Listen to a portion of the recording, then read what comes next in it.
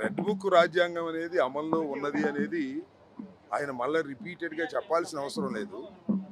అది అమల్లో ఉంది. చాలా మంది మీద అన్యాయంగా అక్రమంగా కేసులు పెడుతున్నారు.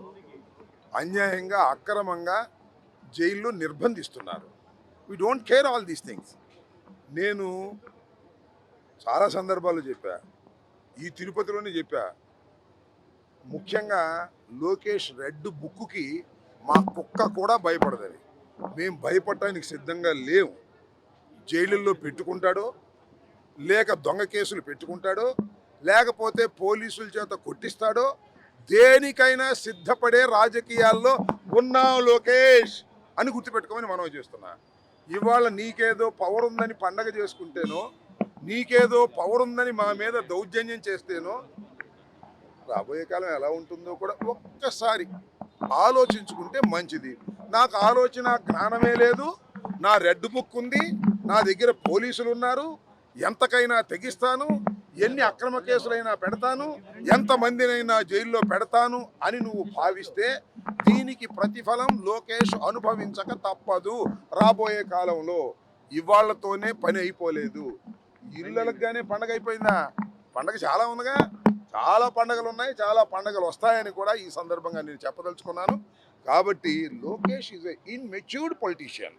అతనికి కక్ష సాధించడం తప్ప రాష్ట్ర అభివృద్ధి తెలియదు. కక్ష సాధించే క్రమంలోనే అతను తన గొయ్యి తాను తవ్వుకుంటున్నాడని నా అభిప్రాయం.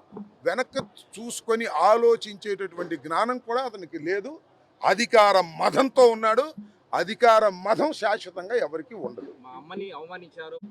వాళ్ళ అమ్మని అవమానించింది ఎవరో నాకు తెలియదు ఇంతవరకు. నా మీద కూడా అన్నారుగా శాసనసభలో అవమానించారని. చెప్పమంటున్నా, శాసనసభ రికార్డ్స్ తీసుకురండి, శాసనసభలో చూడండి. వాళ్ళ అమ్మగారిని ఎక్కడో ఎవరో అవమానిస్తే తప్పేది, దాన్ని మేము కాదంటలా. శాసనసభలోనే అంబటి రాంబాబే అవమానించాడని బావురుమని ఏడ్చారు. చూపించమంటున్నా నేను. అనవసరంగా అన్యాయంగా వారి తల్లిగారిని దూషించడం కానీ, వారి తల్లిగారిని అవమానించడం కానీ నేను ఎప్పుడు చెయ్యలేదని కూడా చెప్తున్నా. ఇప్పటికి చెబుతున్నా, అప్పుడు చెప్పా, ఎప్పుడు చెబుతా. నేను అవమానించినట్టుగా ఏదైనా ఉంటే చూపించమని అడుగుతా ఉన్నా. ఊరికినే మా తల్లిని అవమానించారు, మా నాన్నను జైల్లో పెట్టారు అంటే మీ నాన్న జైల్లో పెడితే కనపడంలో జైల్లో పెడతావా? మీ నాన్న ఒక నేరంలో జైలుకి వెళ్ళాడు, 53 రోజుల తర్వాత బెయిల్ వచ్చింది. అందువల్ల ఇవాళ కనపడడంలా జైల్లో పెడతాను, జోగి రమేష్ని జైల్లో పెడతాను, చెవిరెడ్డి భాస్కర్ రెడ్డిని జైల్లో పెడతాను, వైఎస్ఆర్ కాంగ్రెస్ పార్టీ కార్యకర్తల్ని నాయకుల్ని అందరిలో జైల్లో పెడతాను. పెట్టుకో, ఏమైంది? జైల్లో పెడితే చచ్చిపోతామేంటి? జైల్లో పెడితే రామా బయటికి? మీ నాన్న రాలేదా? జగన్మోహన్ రెడ్డి రాలేదా? ఏంటి ఇవన్నీ మాకేం కొత్త కాదని కూడా ఈ సందర్భంగా నేను మనవి చేస్తున్నాను. నువ్వు జైల్లో పెడితేనో, నువ్వు కేసులు పెడితేనో, నువ్వు సవాళ్ళు చేస్తేనో, నువ్వు రెడ్ బుక్లు చేస్తేనో ఎవడు భయపడడు. భయపడటానికి సిద్ధంగా లేము. దీని ప్రతిఫలం అనుభవించడానికి నువ్వు సిద్ధంగా ఉండు. పిల్ల లోకేష్, నీవు పిల్లోడివి, నీకు తెలియదు. మీ నాన్న ముఖ్యమంత్రి అయ్యాడని, నువ్వు గెలిచానని ఏదో సంబరాలు చేసుకుంటున్నావు. అవన్నిటికీ కూడా మీరు చూశారుగా. సంవత్సరంన్నర అయింది. ఎంత ప్రజల్లో తిరుగుబాటు వచ్చిందో నేను ప్రత్యేకంగా మీకు చెప్పాలా? మీకు తెలియదా? ఆ రోజున ఎలా ఉన్నాం మేము? ఎలక్షన్ వచ్చిన నెల రోజులు ఎలా ఉన్నాం? సంవత్సరానికి ఎలా ఉన్నాం? సంవత్సరంన్నరకు ఎలా ఉన్నాం? 3 సంవత్సరాలకి ఎలా ఉంటామో చూస్తారు మీరు. 4 సంవత్సరాలకు ఎలా ఉంటామో చూస్తారు మీరు. దేదీప్యమానంగా ద్విగుణీకృతంగా జగన్మోహన్ రెడ్డి గారి మీద క్రేజ్ పెరుగుతూ ఉన్నది. అరే తప్పు చేశామే, అన్యాయంగా కూటమికి ఓటు వేశామే, కూటమికి ఓటు వేసినందుకు కక్షలు కార్పణ్యాలు తప్ప ఏ అభివృద్ధి లేదే, ఏ సంక్షేమ కార్యక్రమాలు సక్రమంగా అమలు చేయటం లేదే అని ప్రజలు రిపెంటెన్స్ వస్తున్నారు. ప్రజలు పునరాలోచనతో వస్తున్నారు. లేకపోతే ఏంటండి, జగన్మోహన్ రెడ్డి బయటికి వెళ్తే అంతంతమంది జనం వచ్చి ఏముందని జగన్మోహన్ రెడ్డి దగ్గర పవర్ ఉందా? సంతకానికి విలువ ఉందా? ఏమీ లేదు. ఆయన చేసిన గొప్ప పనుల వల్ల ఆ మహానుభావుణ్ణి మనం ఓడించుకున్నామనేటువంటి బాధతో దుగ్ధతో ఆయన ఎక్కడికి వెళ్తే అక్కడ వేలాది లక్షలాది మంది ప్రజలు వస్తున్నారంటే అర్థం చేసుకుసావండి. మీ దుంపదెగ, మీ గొయ్యి మీరు తవ్వుకోకండి అని చెప్పదలుచుకున్నా.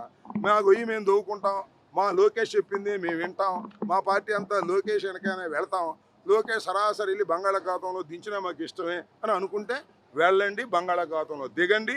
మీ రెడ్ బుక్కి ఇంకొక దానికి మీ పోలీసు వ్యవస్థ చేసేటటువంటి దౌర్జన్యాలకి ఎవడు భయపడడానికి సిద్ధంగా లేడు. వేసుకొని లోపల వెళ్ళిపోతాం, దానిలో ఏం సందేహం లేదు. ఎవడు కదన్నాడు? జీవితాంతం పవన్ కళ్యాణ్ గారిని కలిసే ఉండమనండి, మాకు ఏ విధమైన అభ్యంతరము లేదు. కలిసి ఉంటేనే మంచిదని మేము అనుకుంటాం.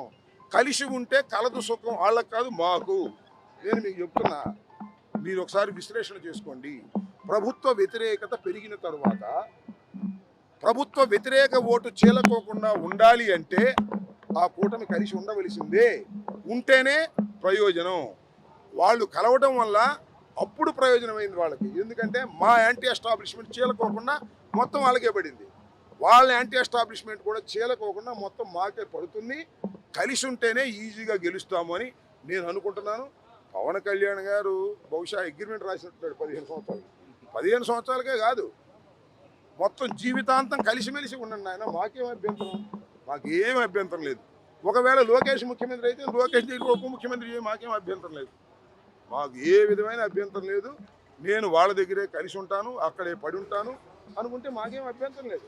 నేను అడుగుతా ఉన్నా, అయ్యా పవన్ కళ్యాణ్ గారు, మేము పోరాట యోధులు అన్నారు, అన్యాయం జరిగితే సహించమన్నారు.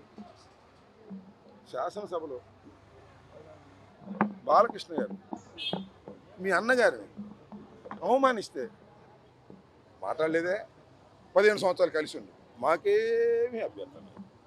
అయ్యా పవన్ కళ్యాణ్ గారు, నీకు ఓటేసిన వాళ్ళు నువ్వు చెబితే నమ్మి కాపులందరూ ఓటేశారు కదా చంద్రబాబు నాయుడు గారికి.